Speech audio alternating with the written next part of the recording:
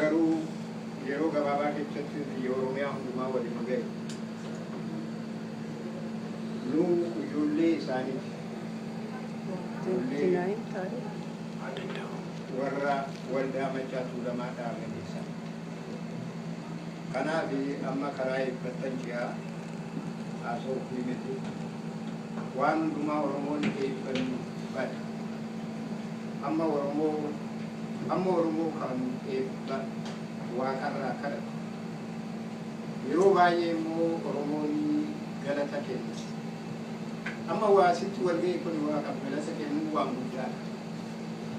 Waan jiruuf galata kennina.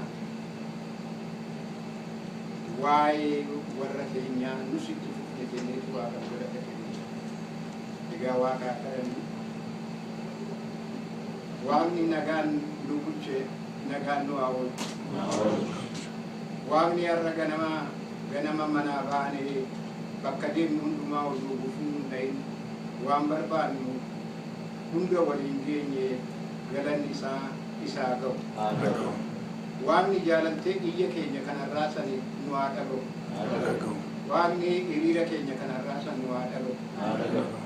Waaqni bakka hundumaa walitti nu fidee raawwateetti duree kanarratti wal agarree dhugaa keenya himachuudhaaf Waaqni warraan nu dhaga'uu dideef gurra isaanii haa banu.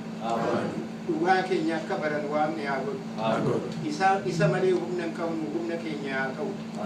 Ammallee hunduma keenya Oromoo hundumaa tokko haa godhu.